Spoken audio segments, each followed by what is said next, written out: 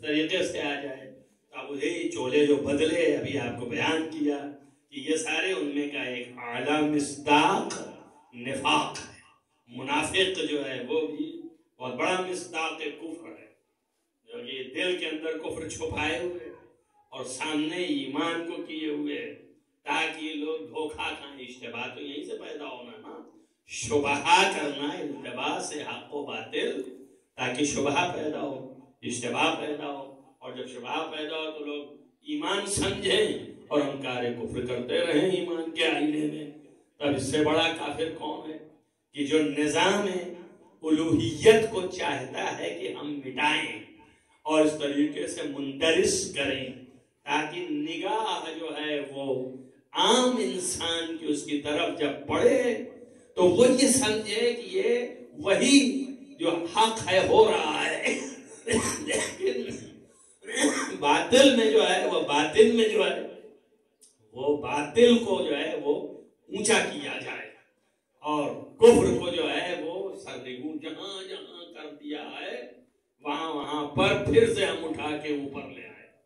اور یہ کوشش جو ہے پیغمبر کے زمانے سے الظاہر جہاں بات ہو رہی ہے اس موضوع پہ، لیکن اصل آدم کے زمانے سے انسانیت کے آنے کے بعد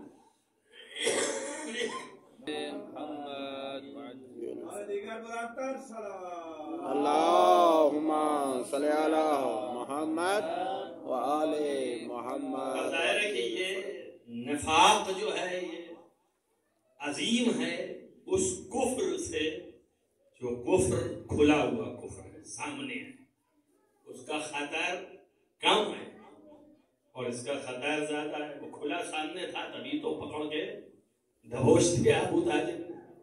وہ کھلا سامنے آیا تھا تبھی مولا کائنات اس کے سینے پہ سوار ہو گئے، ہے نا. تب یہ کھلا کفر جو ہے اور یہ واضح بھی ہو گیا. اب اس سے عظیم تر جو ہے وہ چھپا والا ہے، جو اس لیے کہ اس کو دبانا نہیں ہے، اس لیے کہ اسلام بھی ساتھ میں ہے. تو اب یہ نہ ہو جائے کہ جب اسے دبائیں تو اسلام بھی دب جائے، تو اسے بھی تو اوپر اٹھانا ہے نا بھائی.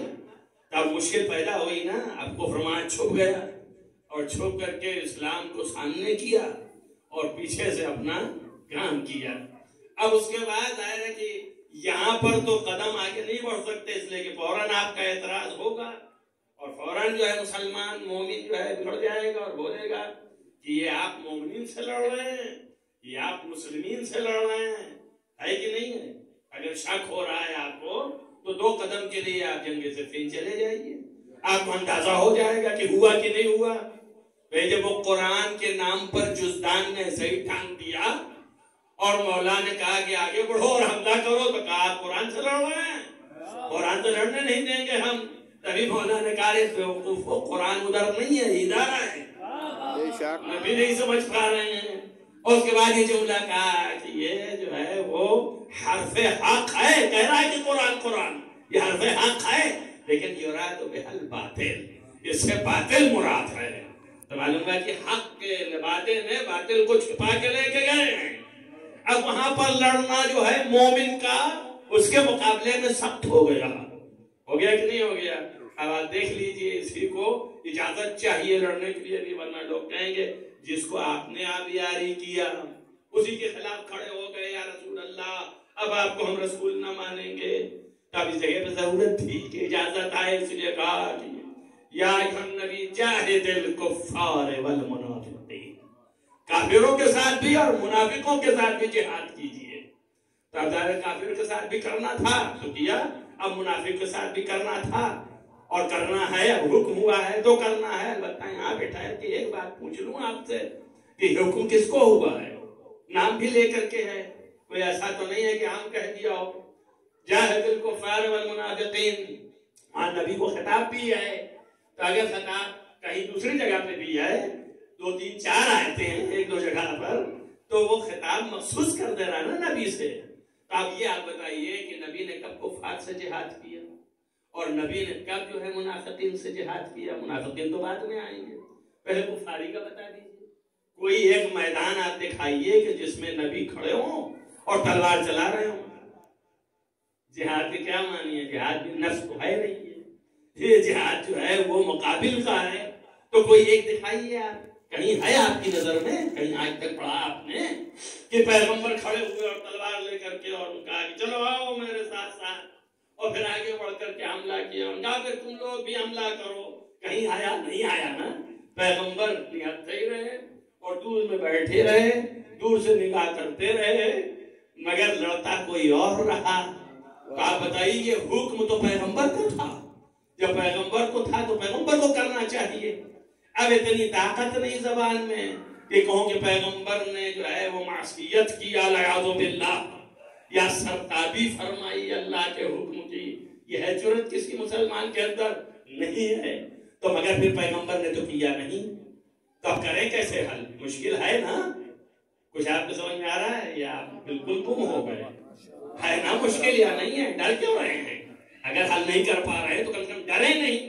اب تو مشکل ہے نا یہ کہ بھئی پیغمبر مخالفت کر بھی نہیں سکتے اللہ کی، اور پیغمبر نے جہاد کیا بھی نہیں ہے، تو پھر یہ عمل واقع کیسے ہوا؟ یہ اطاعت ہوئی کیسے؟ اطاعت کیسے متحقق ہوگی؟ اور نبی نے کوئی اپنی زندگی میں معصیت نہیں کی ہے، متحقق اطاعت ہے. مگر آیت تو آپ کے سامنے ہے، اگر فرض کیجئے دشمن آپ پر سوال کرے تو کیا جواب لائیں گے؟ تب کوئی ایسا ہونا چاہیے کہ جس کا عمل اس کا نہ رہے، پیغمبر کا عمل بن جائے. واہ واہ. تو کوئی ایسا ہونا چاہیے نا. اب کیسے ہو؟ تو اب عمل پیغمبر جو کر سکتے ہیں وہ پیغمبر کا عمل پیغمبر کا کہلائے گا جب پیغمبر خود کر رہے ہو نا. اور خود کو اب کیا کہا جا رہا ہے؟ جب میں خود کروں گا تو آپ پوچھیں گے کہ آپ نے کیا؟ میں کہوں گا ہاں میں نے خود کیا. تو خود کا کیا مطلب ہے؟ یعنی میں نے، میرے نفس نے کیا. توجہ کیا آپ نے؟ تو اب اس لیے اللہ نے حکم دے دیا روز مباہلہ کہ تم اپنے بیٹوں کو لاؤ.